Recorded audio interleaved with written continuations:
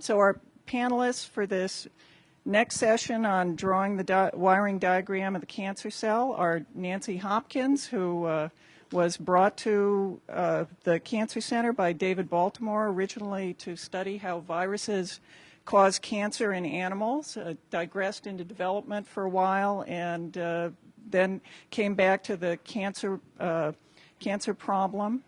We have Jackie Lees, who is a collaborator with Nancy, actually in the area of zebrafish. Jackie also works on mouse models of cancer. She's a biologist and one of our new associate directors of the Koch Institute. She supervises those core facilities that Tyler referred to earlier today. Forrest White is a chemist through and through, trained undergraduate as a chemist, graduate studies as a chemist, and found the wonders of biological engineering, was actually recruited, I understand, by Mike Yaffe and Doug Laufenberger. He met Mike Yaffe at a conference, and Mike said, if you're going to be a biological engineer, you need to come to MIT. This is where it's happening. So we're very glad to have Forrest here. He's interested in signaling networks and the regulation of cancer. And Michael, who's almost ready here, is a physician scientist trained at Case Western, lives in the biology and biological engineering departments at MIT, and is also interested in the cell signaling problem. So we're almost set to go. 2 seconds. Okay. Okay, well, thank you very much. Really honored to be asked to speak on behalf of my very esteemed colleagues, and I thought that what I would do would be to tell you a little bit about drawing the wiring diagram for a cancer cell.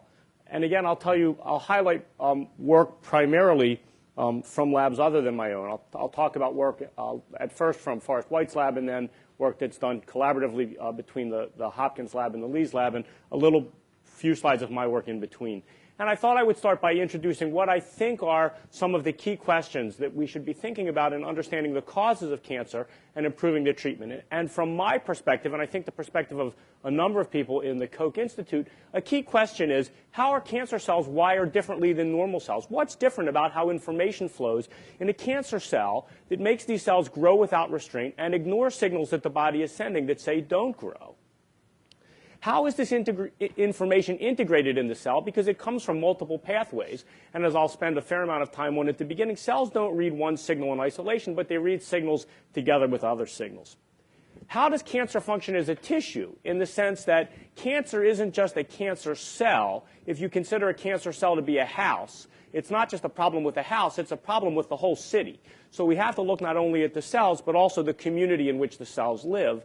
And finally, can we use this new information that we hope to gain about how cancer cells are wired differently and what's wrong with the neighborhood in which they live, both to predict how a particular patient is going to do and perhaps to devise an improved method of cancer treatment? And I'll use a number of analogies here to try to clarify my point. And I think one of the keys that's going to allow us to make progress in this is what I'm going to call the biology engineering paradigm, the idea that we can build an interface between engineering and biology if we can convince, and we've been quite successful in doing this, our engineering colleagues who obviously are often more comfortable dealing with big macroscopic things such as fluid transfer systems, for example, and convince them that an equally interesting problem is something like this lung tumor which is growing here within this patient's lung. I have to say I was a little skeptical at the beginning that we would have much luck doing this, and I've actually been shocked that it's sort of the other way around. We have to hold the engineers back from jumping all over our problems and solving them before we can get to them.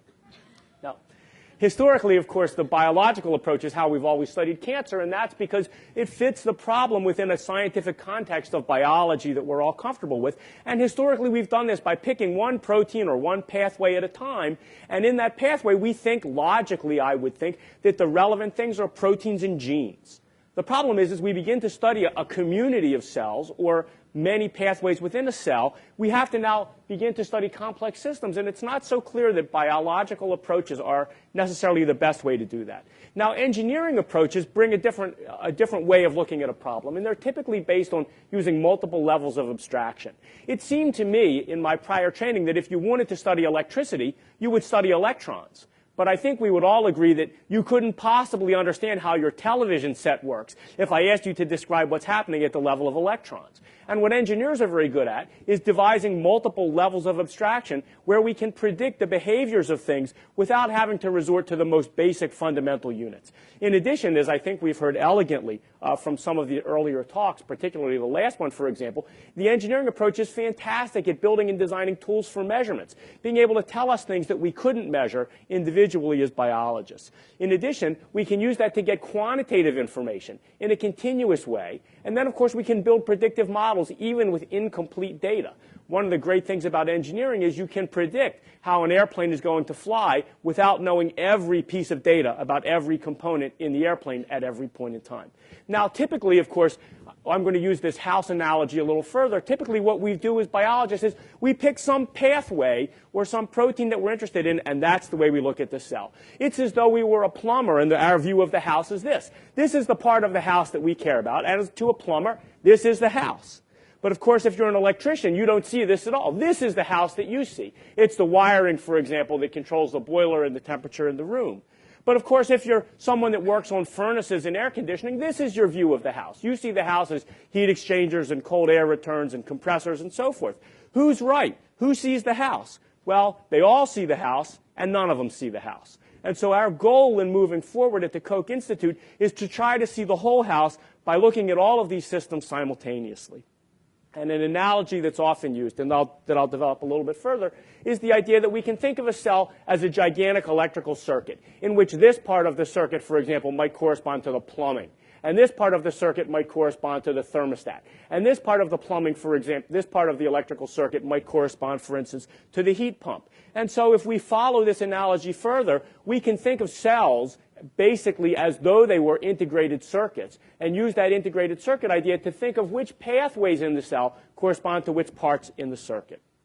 Now, how does the signaling circuit regulate the output? How does it control what the cell does and why a cancer cell is different from a normal cell?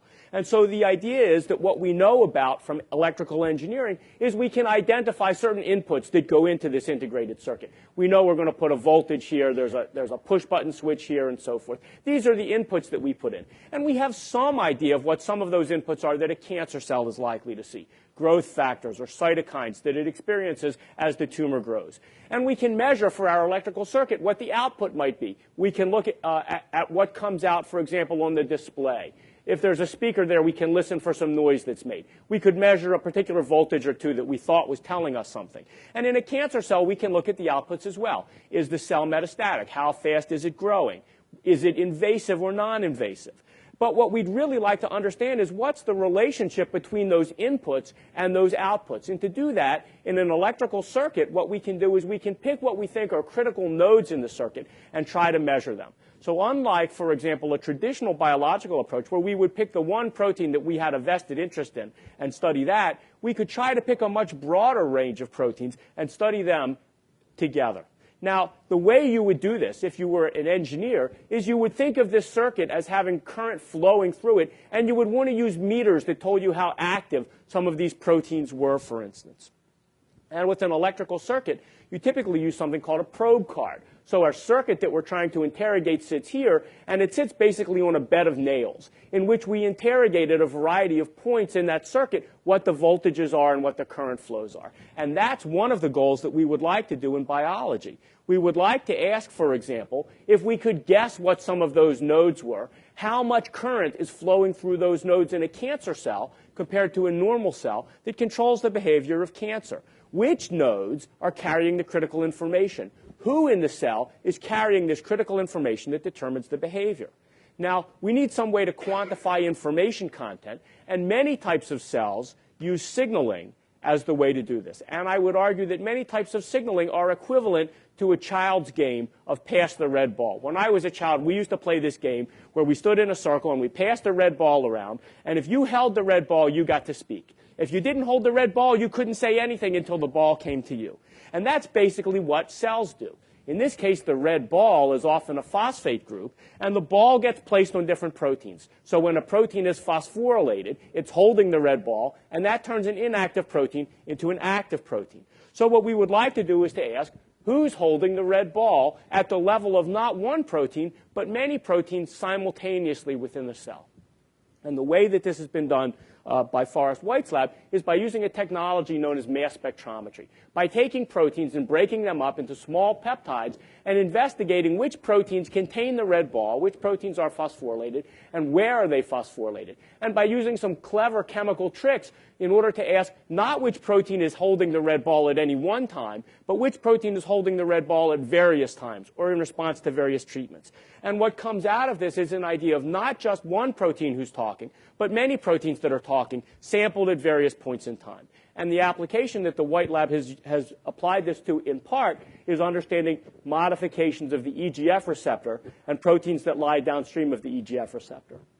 It's known that the EGF receptor has been implicated in mutations in the EGF receptor, or abnormal signaling from the EGF receptor, is involved in a wide variety of cancer types. I've listed some of them for you here. And we know that we target the EGF receptor with some interesting therapeutics like Tarceva and Iressa, small molecule inhibitors of the kinase domain, or antibodies like Erbitux that seem to interfere with the ability of the extracellular domain of the EGF receptor to send signals through its kinase domain.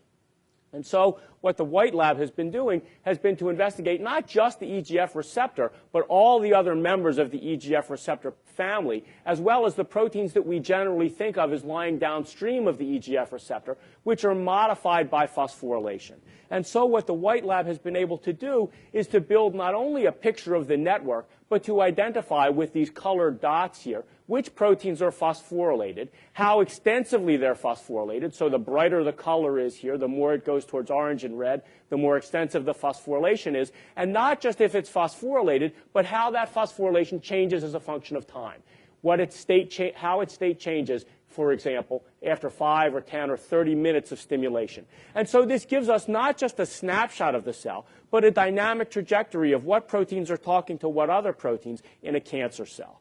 Now, furthermore, by looking at that, you not only recognize which proteins there are that are being phosphorylated, but you can identify proteins that you had not necessarily expected were going to turn out to be important in cancer. And so part of what emerges naturally is the identification of new test points in a cell that perhaps if we measured would tell us how a cancer cell was going to respond. Perhaps if we now looked at these new proteins, which we were not aware of as being downstream of the EGF receptor, we could measure with these small meters what's happening to them in order to predict whether cells are going to migrate or whether they're going to proliferate. And this is the type of information that comes from this systems approach of looking at how cancer cells are rewired. I'll give you one quick example of how this can lead to therapeutic differences. A disease, a particular type of brain tumor known as glioblastoma multiforme, is perhaps the worst type of brain tumor that someone could get. And and many of the mutations that result in these brain tumors seem to involve components of the EGF receptor pathway. Now, not only is getting a glioblastoma a horrendously bad thing, but if you happen to be unlucky enough to get a glioblastoma that expresses a mutant form, a particular mutant form of the EGF receptor, that's a death sentence. No patient with this disease, with glioblastoma multiforme, that's expressing this mutant form of the EGF receptor will survive longer than 8 months, and most of those patients will die within 4 months. And so the White lab, together with Webb Cavaney's lab, asked, could we find alterations in glioblastoma cells that expressed medium high or super high levels of this mutant form of the EGF receptor that were different from glioblastoma cells that did not express that mutant form of the EGF receptor? 2 things came out of this. One was an identification of how the signals were flowing, which I've shown you before was interesting enough. But intriguingly, that revealed that not only was this receptor pathway being signaled, the pathway that they thought they were looking at, but in fact a second pathway was also activated, a pathway known as the c-Met pathway. So in fact, it was as though the White lab had set out to study the plumbing in the cell, but by looking at it from a systems point of view, they found themselves studying the electricity and the thermostats as well. And as a result of this, it raised the idea that maybe the reason these patients did so poorly wasn't just because of the EGF receptor pathway, but was because of this second pathway, this MET receptor pathway. As I mentioned to you, this is a terrible disease because if you treat it with conventional chemotherapy like cisplatin, it has very little effect on cell death. This is how many cells survive. You treat it with cisplatin, a drug that works very well for certain types of tumors, but certainly does not work well for this type of tumor. However, if you inhibit the EGF receptor pathway and the c-Met receptor pathway, or either one alone, you can dramatically sensitize these cells now to cisplatin. And so it suggests ways, by measuring the state of the cell in general, that you can modify the response of cells and predict which tumor cells might respond to which types of chemotherapy or combined chemotherapy. Now, we already heard that many types of cancer treatments work by damaging DNA. And the way DNA damage works in part is by inducing normal cells to stop dividing at various points in the cell cycle. But there's something different about cancer cells because we preferentially kill cancer cells. And that suggests that cancer cells' response to DNA damage must somehow be wired differently, or else they wouldn't be killed any more effectively than normal cells. And we know that at least in part, normal cells respond to DNA damage by activating two different pathways, one of which goes through p53, a molecule that I suspect all of you are familiar with because this is mutated in cancer cells. This is missing in cancer cells and perhaps accounts in part for why these cancer cells are more susceptible to death by chemotherapy. And in a slide or two, I'll just mention some of the work that's come from our lab. We found, to our surprise, that just as the White lab showed that pathways that were activated in cancer cells were different than normal cells, DNA damage-activated pathways in cancer cells had changed, and instead of going through this normal p53 pathway, had now recruited a different pathway in order to prevent cell cycle damage. That is, they had rewired their circuitry so that they were using a pathway that usually is used by inflammation, a pathway that goes through a MAP kinase called p38 MAP kinase, a pathway that usually responds to TNF. And cancer cells had now recruited that pathway to try to survive chemotherapy. And this suggested that perhaps if we targeted a component of that pathway, we could basically make cells more sensitive to chemotherapy. What we had uncovered was that in cancer cells, unlike normal cells, they had built a connection between two parts of the house that aren't usually connected together. In this experiment, what we've done is to implant tumor cells on the sides of nude mice. Each mouse has a control. It gets two tumors here that are controlled tumors and two tumors on this side in which we've inactivated that stress pathway. And we're going to take our mice, we'll allow the tumors to grow, and then we'll treat these mice with low doses of chemotherapy. Doses of chemotherapy that we predict in a human would have very minimal side effects. And I think you can see that in the control tumors, when we treat them with chemotherapy, you see the tumors don't really regress very much at all. In fact, if you measure them, some of the tumors keep growing. But in the tumors in which we've inactivated this pathway that we uncovered from this systems approach, I think you can see that those tumors here, shown in the blue lines and shown in these small tumors here, are melting away. And this suggests that if we take this systems approach to looking at rewiring tumor cells, we'll be able to find new therapies that can make tumor cells respond to relatively low doses of chemotherapy. We could ask ourselves, and now I'm going to use this as an introduction to some of the work that's being done by the Lees lab and the Hopkins lab, what's different about a cancer cell? What's different about the instruction set in a normal cell that makes it become a cancer cell from an engineering point of view? Now, we know from elegant work from Bob Weinberg and a host of other people, I should say elegant work that was nicely summarized by Bob Weinberg in a very prescient article in 2000, that cancer cells have to do at least 6 things in order to become cancer cells.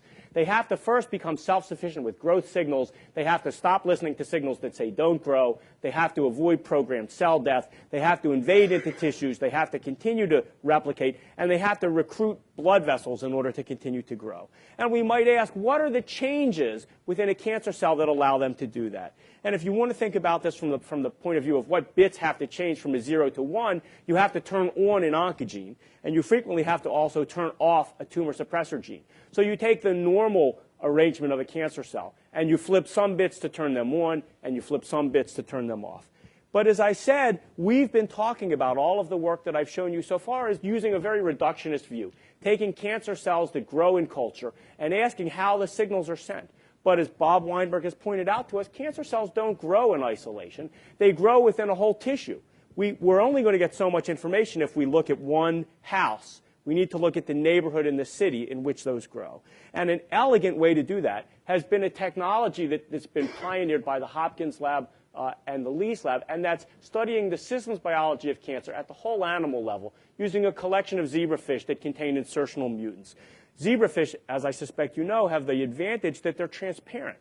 And so you can see how tissues develop, and you can see tumors when they form at relatively early ages. And so what the Hopkins lab did was to create 525 mutant cell lines in which all of the mutant lines are maintained as heterozygotes. And then by doing a variety of crosses, for example, or other treatments, the Lee's lab, together with the Hopkins lab, has been able to now look for what types of crosses or what types of treatments result in visible tumors in these fish. And of course, since the fish are transparent, you can watch the differentiation and the development of these fish at the same time that you study tumorigenesis. Here's an example of a normal zebrafish being during development. And here's one of those mutant zebrafish that contains, and these fish, as I said, either contain mutations in development or tumors. Now, not only can you use this to identify which bits are flipped in the big picture of how a tumor grows in a whole animal, but now you have a whole animal model in which you can use chemical libraries to find drugs that cure these defective embryos. You could perhaps fix birth defects in an embryo, or you could treat tumors in an embryo, or go back to DNA damage in an embryo. You could take wells. Each well, for example, could contain a different small molecule. And I'm showing you 12 wells here, but you could imagine 1 million wells. And in each one of these wells, you could place a mutant embryo together with those drugs, and you could ask which drug is sufficient to convert these mutant embryos back to a normal fish. Which drug is sufficient to take an embryo, for example, or a developing zebrafish with a tumor and make that tumor regress? Finally, in very elegant work that the Lee's lab has done, they're able to study DNA damage not at the single cell level in cells in culture, but in a whole fish model. So what I hope you can see are some black spots in these fish. And those black spots are indicators of cells that have been damaged by ionizing radiation. And in fact, you can find, this gives you a mark of DNA damage. And you can look for drugs, for example, that are able to better repair that DNA damage or block the signal that makes that DNA damage visible. So here's a drug, for example, that eliminates that DNA damage signal. And so this is yet another way to figure out, either using drugs or mutations, what the pathways are that communicate between a normal cell and its response, or a cancer cell and its response to DNA damage and chemotherapy.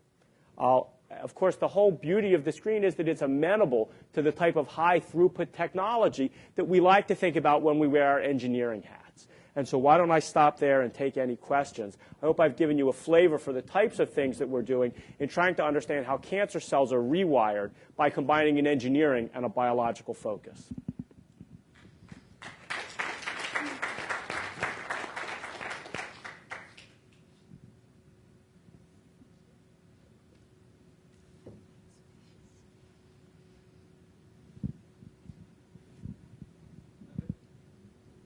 There are kind of limited, defined ways in which cancer cells mutate and travel and change and go through their pathways, or is this something that right when you begin to think that you understand it, they're suddenly acting in a different way? Are there environmental reasons that they begin to act differently? Will we always kind of be chasing this and trying to keep up with the latest changes? That's a challenging question. I would say that I think both aspects are true. I think that work that's been done, classic work that's been done by really pioneering labs over the last 30 years, using virology, for instance, to look at to identify oncogenes and tumor suppressor genes in mouse models, has done really fantastic work at beginning to put together a large collection, many of proteins of which are mutated in cancer cells. Now, I don't think, though, that we've saturated what's out there, but I think we've made relatively substantial progress. Where I think we're lacking, and I'm going to ask people from the panel to comment here, is trying to understand how those signals are integrated together. Because remember that I've shown you that in order for a cancer to form, we know from this prescient work from Bob Weinberg and others that it's not a single change. It has to be a variety of changes, and they don't necessarily happen in a particular order. And so I think even if we know what some of the things are, putting them in combinatorial perspective is a whole nother ballgame. Why don't I turn that over to Jackie and Nancy and Forrest and allow them to yeah, I think one of the things that's really become apparent in the last few years is that context is really key here. So The p53 gene, for example, is mutated in about 50% of all cancer patients, but that's just one of the deciding points in how a patient, the disease might progress, how a patient might respond to chemotherapy. And it's these other additional mutations that patients carry can really play a major influence. So I think even though we know many of the mutations, many of the genes that are affected, I think the work that's really been seminal in the last few years that I think both Mike and Forrest's work really are good examples of is understanding how these guys fit together. So if you have a particular combination of mutations, will that tell us about how the disease will progress and which particular chemotherapeutic agent might be best in treatment of that disease? So I think trying to understand mutations we know about and the context is really going to be critical, and looking at that in a whole cell way, at many, many pathways, rather than individual mutations is going to be critical to understanding the disease. Just to add on to that a little bit, one of the primary challenges that we're facing is that we use this electronic circuit as a model system, and the nice thing about that is that, you know, we have the schematic for one, but the other nice thing about it is that it's very static. We know the way that things are wired, and it doesn't change over time or across different conditions. But when we start looking at cancer cells, or even normal cells for that matter, as we start perturbing them and then looking at them over time, the wiring diagram adjusts. So it's something that we have to look at. Basically, instead of this static picture of a wiring diagram, we now have this dynamic picture of a wiring diagram, and every perturbation that we hit the cells with makes the cells adjust their wiring diagram. So we have to cope with complexity that's beyond the order of what we've dealt with in sort of standard engineered systems. And I don't believe we're going to be chasing it forever. I think we're going to learn some of the rules as we go through this, especially over the next 5 years or so, hopefully, as to what are the complexities, what are the rules of adaptation, and what are the key nodes to start inhibiting in order to really have an effect, and hopefully stop the cells from continuously rewiring themselves. From Mike Keeman and David Hausman when they talked about chemotherapeutic treatment, but you know, this notion of resistance to drugs in many ways is essentially the same concept, that you treat the cancer patient, many cells respond, but some cells essentially rewire the diagram, and then the type of work that Mike's been talking about helps us to understand what other pathway you now might want to target in that resistance response.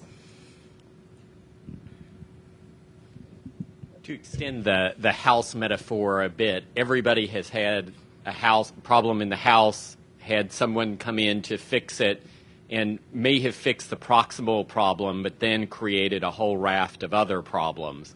So from a research standpoint and then a clinical standpoint, how do you safeguard against that you're repairing something in a cancer cell, but then you're creating some deleterious effect in healthy cells? That's the balance, of course. I sometimes get to wear a clinical hat as well, and that's the balance that we always play in the treatment of cancer patients, right? That's what limits our toxicity, or what limits our therapy is frequently the toxicity of the therapies that we use. And I think that the key comes from studying which pathways are active are essential in cancer cells and which pathways are not essential in normal cells. This has led to, for example, this idea of oncogene addiction, that a cancer cell becomes addicted to a pathway that might be dispensable, at least briefly, in a normal cell. And so if we interrogate some of these pathways, and again, I want to turn this over to my panel, but if we interrogate the importance of some of these pathways, for instance, using knockout mice, we can find some pathways that in normal cells, at least over a relatively short period of time, are not essential, but become essential in tumor cells. And I think in those cases, those are the ones to go after. Other pathways, some of which are currently being targeted by pharmaceutical companies, are actually critical for both normal cells and cancer cells. And I would argue that that's the case that you propose, where, gee, once you repair the leak in your basement, suddenly something else backs up and leads to another problem. And so I think the key is going to be really looking at the relative importance of pathways in normal cells and cancer cells. There's been a lot of focus in recent years on cancer stem cells, and you just mentioned finding the key nodes. You know, this metaphor of the wiring diagram, how do the two fit together, if they do at all? I'm going to let Jackie, start. Yeah, I think the concept would be that cancer stem cells are going to be using somewhat different wiring diagrams than other cells within the tumor. So to understand how that cancer stem cell's wired, again, how it might respond to chemotherapeutic treatment, does it respond to chemotherapeutic treatment, how it develops into the other cancer cells is really going to be critical. So work a lot of labs are doing are looking at the cancer stem cells versus the bulk of the tumor versus normal stem cells versus normal tissue cells to really understand the relationship of the wiring diagram in those various different settings.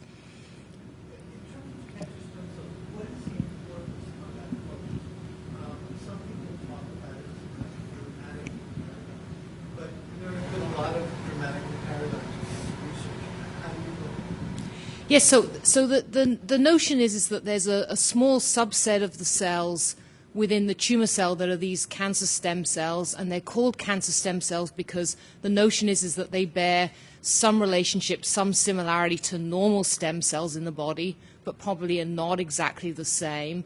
And those cells we think are the cells that probably are more resistant to chemotherapeutic treatments than the bulk cells in the tumor. So the idea is you treat the tumor regresses because many of the bulk cells die, but those cancer stem cells, which are the ones that have the capacity to reseed the tumor, are very resistant to chemotherapeutic agent. And therefore, the notion is that we really have to understand those cells. Where do they come from? What's their relationship to normal stem cells? Because, as Mike's mentioned already, if they look exactly like normal stem cells we know are critical in the body, so you wouldn't want to treat a drug that kills cancer stem cells if it also kills all the normal stem cells. So we want to understand the relationship between those two populations and also understand the relationship between cancer stem cells and the bulk cells in the tumor to understand how one evolves into the other.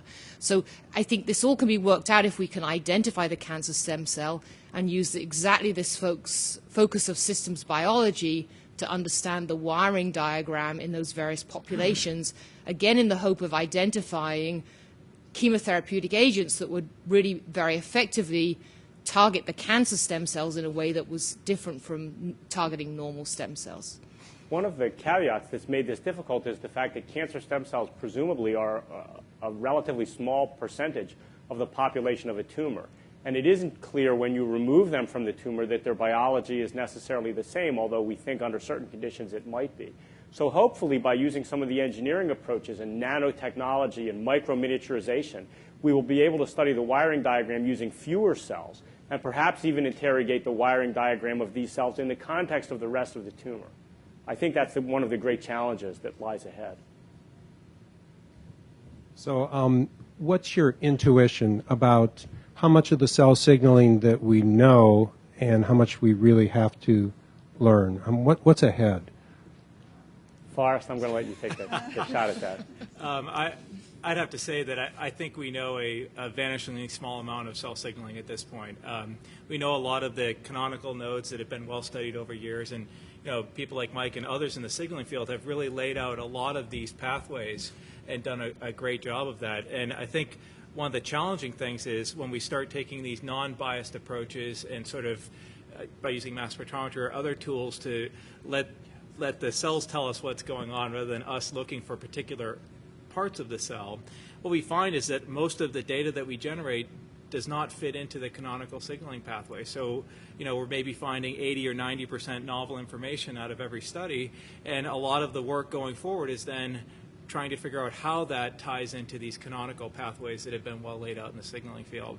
And there's a lot of work going on in this area, but it's incredibly challenging. I mean, the complexity is so much more than what we had anticipated, I think, 5 or 10 years ago. So I think part of the problem is that we're very data rich in a few small areas, things that everybody agrees are important. MAP kinase signaling downstream of growth factors. In those cases where those pathways have been studied in great detail, we have a real depth of information. But we don't have a lot of breadth, and we don't have connectivity between these areas where we have a lot of depth. So even though we think of biology now as being very data rich, I would argue that on the broad landscape, it's actually quite data poor, or MYC or RAS, when you know that that's a safer bet. And so there's this sociological pressure in science, I think, to sort of travel the well-trodden road. And I think that with these unbiased approaches, it's going to make us perhaps more comfortable going after things that we would otherwise be a little more nervous about. I think in the interest of time, I'm going to bring this one to a close. Thank Mike and the panel one more time. I'll just, as you're getting ready to transition, with respect to that last question, I use as an analogy the drunk who's looking for his keys under the lamppost.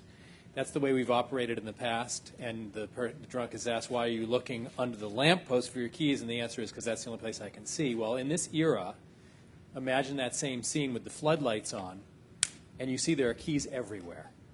And the only way you're going to know which keys drive the car is to use approaches like this, which allow you to take on that degree of complexity. So I think it's true. We're only seeing the very surface, despite a lot of years of work, and we have more work to do to get the information, and then more importantly, how to apply that information meaningfully.